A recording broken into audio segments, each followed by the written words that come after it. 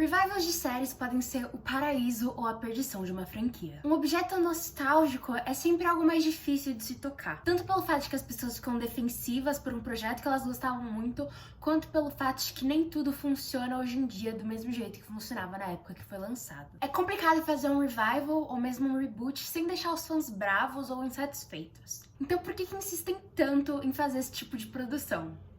A resposta é simples: dinheiro. Sendo bom ou não, vai dar dinheiro. Afinal, mesmo que seja péssimo e as pessoas odeiem, as pessoas vão assistir do mesmo jeito, porque as pessoas gostam de assistir algo pra falar mal. Afinal, é divertido você sentar numa rodinha e conversar com seus amigos sobre como foi péssimo o episódio novo daquela série. Acontece, é algo humano. E a gente tá vendo uma fase cheia de revivals, tanto em questões de franquias de filme muito grandes, como a gente teve a volta da franquia Harry Potter com Animais Fantásticos, como com a saga Star Wars, que voltou pra uma terceira trilogia, quanto também no mundo das séries. Oi, meu nome é Natália e o vídeo de hoje é um pouquinho diferente. Ao invés de fazer uma lista, a gente vai estar explorando um pouco esse tópico sobre revivals de séries. Porque afinal, revivals são bons e tem um motivo pra gente querer fazer eles, ou é só pelo dinheiro, porque é muito mais fácil você fazer um produto quando já tem uma fanbase que você sabe que vai assistir, ou então talvez eles comecem com uma ideia genuína de querer homenagear o trabalho anterior, trazendo algo novo, mas acabam se perdendo e esquecendo o porquê do anterior ser tão bom. São muitas visões diferentes, a gente vai abordar isso um pouquinho no vídeo de hoje, andar um pouco pelo que eu considero alguns tipos principais de revivals, tudo isso com exemplos. Parte 1. Anos depois. O primeiro tipo de revival é provavelmente o mais difícil de se fazer, por vários motivos. Alguns desses motivos é porque retornar para um mesmo universo com os mesmos personagens, só que anos mais tarde, pode funcionar porque os atores não têm mais interesse ou a produção não consegue replicar aquela característica, o tom, o estilo da série anterior, que era algo marcante na audiência. Simplesmente não tem outra história pra contar porque fechou muito bem fechadinho. Tem vários motivos pra revivals desse tipo não funcionarem. Entre eles até, por exemplo, o fato de que às vezes a série, se fosse feita hoje em dia, seria muito mais ofensiva e acabaria sendo cancelada também. Porque querendo ou não, a gente tá numa fase que tem muitos cancelamentos rolando e tem que ter isso em mente também quando você vai fazer um revival. Por exemplo, uma série como Glee tem várias coisas problemáticas, principalmente na atuação de um certo personagem, que as reações dele como adulto na série em relação aos personagens que em teoria são menor de idade são meio questionáveis. A gente também tem coisas como em Friends, que também seria muito menos aceito hoje em dia se fosse feito. Tem vários motivos pelos quais revivals desses do tipo que você só volta para a mesma história anos depois nem sempre funcionam. O característico desse tipo de revival é que esse personagem que a gente já acompanhava antes e a gente teve meio que um fim para a história dele, de repente ele começa a voltar a ter problemas, seja porque ele teve anos ruins e a vida dele completamente desandou do que parecia que ia rolar no final anterior da série, ou porque do nada surgiu algum problema que mudou a vida dele completamente e a gente vai querer acompanhar de novo essa história dele, e aí, porque tudo mudou e a gente vai querer ver o que ele vai fazer sobre isso. Isso é algo que dá pra fazer, o problema é quando eles tentam fazer isso e acabam meio que fazendo isso às custas do desenvolvimento do personagem na série anterior. Porque me irrita muito quando você vai fazer um revival de uma série e você volta o personagem pro mesmo jeito que ele era no início da outra série, como se a outra série, todo o desenvolvimento que ele tivesse tido não tivesse feito efeito, sabe? Eles praticamente cospem na série anterior no desenvolvimento do personagem e falam, não, vamos voltar pro início porque é assim que o personagem era inicialmente conhecido e a gente quer dar essa vibe inicial que nem a outra tinha. Mas eu acho importante você ter em mente que os seus personagens passaram pela série anterior. Se você vai fazer uma série que se passa anos depois da anterior, mas quer manter a mesma história, você não pode simplesmente esquecer do que aconteceu no anterior. Mesmo que um personagem tenha passado por anos muito difíceis, ele não vai ser que nem ele era no início da outra série, ele vai ter tido o desenvolvimento que ele teve naquela série, é importante ter isso em mente. E nesse tipo de revival eu trouxe aqui dois exemplos pra gente falar sobre iCarly e Gilmore Girls A Year in the Life. Obviamente, iCarly costumava ser a série iCarly, eles não mudaram o nome, e Gilmore Girls eles só adicionaram um subtítulozinho, mas costumava ser Gilmore Girls, e daí a Netflix voltou. Que nem iCarly, agora o Paramount Plus voltou. Agora, iCarly é um exemplo um pouco mais positivo desse tipo de coisa. E claro, A série ainda não lançou completamente, nenhuma dessas séries lançou completamente, em teoria, a fala de continuar a história. Gilmore Girls A Year in the Life lançou uma temporada completa, a iCarly tá lançando semanalmente. Então a gente não tem nem sequer a primeira temporada completa ainda. Mas a gente já tem alguns episódios, e a minha opinião sobre essa série é que eles conseguiram, de certa forma, equilibrar a vibe anterior da série, mas também trazer algo um pouco mais atual e algo um pouco mais adulto. Inclusive, a gente tem um episódio, sem muitos spoilers, mas o Spencer, ele acaba contratando uma mulher que trabalha dando companhia para pessoas, e ele acaba contratando essa mulher pro Freddy, o que é um assunto que com certeza nunca teria rolado no iCarly anterior, mas foi muito engraçado no episódio. Foi um pouquinho corrido a resolução, mas foi engraçado no episódio. E sim, foi muito legal a forma como no final da série anterior eles meio que tiveram que acabar a iCarly, porque a Carly tava se mudando, e agora a série começa com essa possibilidade da Carly voltar a fazer o programa anos mais tarde. Então é um jeito legal de você trazer essa coisa de volta, essa característica importante do programa, e retornar para os personagens no momento onde a vida deles está mudando e vai ter novos desafios. Só que, no entanto, apesar de iCarly ser aqui o exemplo positivo, eu quero também falar um pouco sobre como a forma nem tudo são flores, e eu particularmente achei que o personagem do Freddy, que era um personagem muito importante na série anterior, e ele teve todo um desenvolvimento, ele costumava ser muito mais nerdzinho, muito mais passível de deixar as outras pessoas andarem por cima dele no início da série, ele teve um pouco de desenvolvimento, mas aqui parece que eles voltaram pra isso. Tipo, às vezes eu sinto que talvez eles simplesmente tinham esquecido que eles tinham desenvolvido o personagem, simplesmente quiseram voltar pro estereótipo do que o Fred era no início da série anterior. Talvez o que mais tenha mudado é que o fato de que pelo menos não parece mais ele ter um crush na Carly, pelo menos não é mais tão óbvio. Ele passou por 2 divórcios e agora ele tem até uma filha, então ficaria muito infantil se ele ainda tivesse apaixonadinho pela Carly, ainda mais depois que ele ficou com a Sam por um bom tempo na série anterior.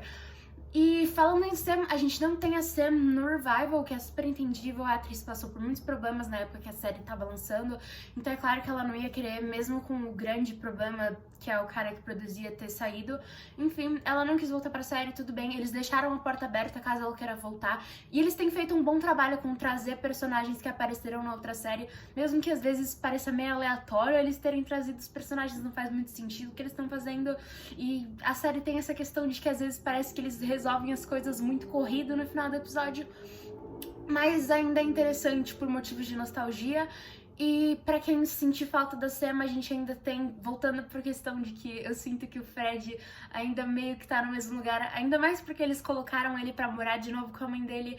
A gente tem a filha adotiva do Fred, que é a Millicent, que ela age com o Fred bem como a Sam agia. Em alguns momentos eles têm uns momentos mais bonitinhos e tal, mas ela normalmente é bem grossa com ele, tenta se aproveitar dele. Ela não é agressiva nem nada assim, mas ela é um pouco mais grossa no jeito de agir, o que lembra um pouco a Sam e me faz pensar que talvez eles queiram reproduzir as piadas que eles conseguiam tirar de cima do Freddy com a relação dele com a Sam antes por meio da Millicent, o que não me agrada muito, mas a série tem pontos positivos, então eu vou continuar assistindo. E sim, esse foi o positivo, o exemplo positivo, e eu fiquei aqui reclamando. Imagina agora que eu vou falar do exemplo negativo, que é Gilmore Girls A Year in the Life. E cara, Gilmore Girls A Year in the Life, a gente tem as duas personagens principais, que é a Rory e a Lorelai. A Lorelai sofre com o mesmo problema que o Fred sofreu, de parecer que eles querem manter o jeitinho que ela era na série anterior, sem ter dado um desenvolvimento pra personagem. A personagem mudou muito na série anterior? Não, ela conseguiu manter aquela característica dela engraçadinha que todo mundo gosta. Mas o fato é que passaram-se anos desde a série anterior. Na série anterior, ela era bem mais nova. Hoje em dia, ela já tá bem mais velha, ela já criou a filha dela, ela tá num relacionamento sério há anos. E ainda assim, ela tem esses problemas, tipo, de comunicação, e ela tem esses problemas do jeito de agir dela, que é uma coisa que não faz muito mais sentido na idade e na teoria do tempo que ela teve pra se desenvolver entre uma série ou outra. Então não foi bem exatamente eles esqueceram o desenvolvimento que ela já tinha passado, foi mais como se eles tivessem fingido que não teve o salto de tempo que teve, e ela claramente deveria ter melhorado algumas questões de caráter dela durante esse tempo. E cara, o Revival é bem mais curto, são só 4 episódios, um pra cada estação do ano, mas como fã, eu tinha acabado de maratonar toda Gilmore Girls, eu amava a série, eu fui maratonar Revival, nossa, foi irritante, foi um pé no saco de assistir, eu assisti mais por amor à série anterior, porque, nossa, foi difícil. E enquanto a Lorelai parece ainda ser a mesma da série passada, a Rory foi completamente ao contrário. A Rory, ela já tinha começado a se perder na série anterior, eu não sei o que aconteceu com os roteiristas, mas eles simplesmente falaram, não, vamos fazer a Rory dar louca, entendeu? Ela fez muita coisa muito estranha na série anterior, ela foi se perdendo com o passar do tempo. Mas ela começa essa série num nível, assim, que você olha pra ela, compara ela com a pessoa que ela era antes, quando ela era mais nova, e não faz sentido, tipo, parece que só deu coisa ruim na vida dela, não parece nem que era a mesma pessoa vivendo aquela vida. É um negócio, assim, de te deixar de boca aberta. Ela foi, assim, na direção contrária de desenvolvimento de personagem. Enquanto, tipo, a ideia de um personagem é que você faz ele melhorar, a Rory foi piorando com o passar do tempo. Então, claramente, nessa categoria de anos depois, eu não assisti nenhum revival que fosse 100% bom. Mas se vocês tiverem algum exemplo, me deixa nos comentários, porque... Nossa, eu sou muito curiosa de saber desse tipo de coisa. Eu realmente nunca ouvi falar de alguém que achou um revival desse tipo que fosse totalmente bom. Totalmente. Tipo, perfeito, nossa, tão bom quanto o anterior, ou talvez melhor. Nunca ouvi falar, nunca ouvi falar. Parte 2. Mesmo mundo, nova visão. Agora, esse é meu tipo favorito de revival. É um revival que ainda tem os personagens da série anterior, eles estão por lá, mas eles não são o único foco. A gente ainda aborda esse mesmo mundo, mas, obviamente, a gente tem uma nova visão pra ele. E como não tem essa limitação a contar só principalmente a história dos personagens que a gente já conhece, você consegue fazer algo novo, e um novo, quando você não tem que estar muito inspirado em algo, fica muito mais fácil de se fazer, você tem um pouco mais de liberdade, funciona mais fácil, o negócio flui. Você consegue apresentar novas histórias, abordar novos tópicos, e ainda assim você tem a nostalgia trazida pelos personagens anteriores que ainda estão por aí. E é só vantagem, porque é divertido de assistir você como fã, porque você vai ter a oportunidade de revisitar esse personagem que você amava, sem ter aquilo que você amava sobre ele interferido, e ainda você vai ter a oportunidade de se apaixonar por novos personagens. E pros executivos, o pessoal que quer ganhar dinheiro, você vai já ter uma fanbase vindo querer essa série, e o pessoal que vai gostar da história nova também vai vir e assistir a história nova, mesmo que eles já não conhecessem a anterior. Claro que em meio a isso tem um pouquinho de uma linha tênue entre o que seria um spin-off e o que seria um revival desse tipo, mas calma, deixa eu explicar meu conceito. Assim, um spin-off, pra mim, mesmo que tenha os personagens e tal, não vai ser um revival, porque revival dá essa noção de que passou-se um tempo desde a série anterior. Então, se aconteceu muito rápido depois, e muito rápido eu não digo, tipo, no mesmo ano, porque séries demoram um tempo pra ser aprovadas e ser produzidas. Mas, enfim, se aconteceu muito rápido, não é um revival, é só um spin-off. Enfim, é só um spin-off. Por exemplo, a série como Legacy, apesar de ser uma continuação, querendo ou não, das séries The Vampire Diaries e The Originals, e ter personagens das séries anteriores aparecendo aqui, não é um revival porque lançou, tipo, pouquíssimo tempo depois, sabe? É só um spin-off. E agora eu vou ser sincera pra vocês que essa categoria é meu bebê e eu não tenho nenhum exemplo ruim. Girl Meets World é uma série do Disney Channel e é um exemplo perfeito dessa categoria, porque a gente acompanha essa história dessa menina Riley, só que anteriormente a gente tinha a série Boy Meets World, que era a história sobre o pai da Riley, e também tinha a mãe da Riley. E vários personagens da série anterior voltam pra série nova e estão por aqui, a gente acompanha eles um pouco, mas eles não são o foco, eles são o cast mais adulto, enquanto a gente acompanha mais o pessoal que começa criança e vai crescendo e é adolescente.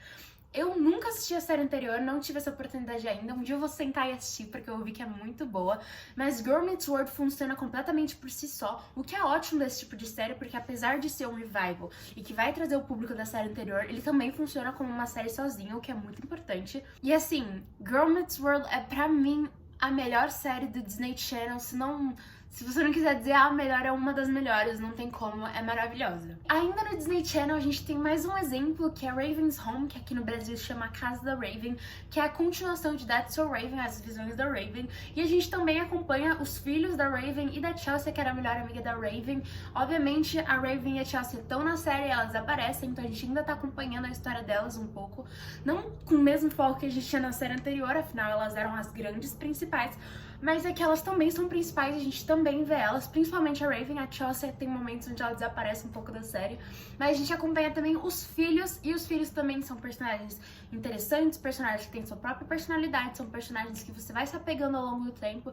Eu não assisti a série completamente ainda, me falta a última temporada, mas as temporadas que eu vi até agora também foram muito boas e funcionaram bem. Claro que não, nossa, dignas de Oscar nem nada assim, boas no sentido de que uma série do Disney Channel pode ser boa. Eu particularmente amo, então então pra mim é maravilhoso. Mas assim, se você não curte muito série do Disney Channel, calma aí que agora eu tenho um exemplo pra você. Ok, saindo um pouco dessa vibe Disney Channel, a gente tem agora um exemplo que foi um revival de uma sitcom. Fuller House é o revival de uma série que chamava Full House e lançou nos anos 80, mas aqui no Brasil ela veio com o nome 3 é Demais, então talvez você reconheça ela por esse nome, ou talvez você reconheça ela por aquela sitcom que tem as irmãs Olsen fazendo o papel de uma menininha. Talvez você reconheça por isso. É bem famoso. E o revival é muito legal porque eles trazem a...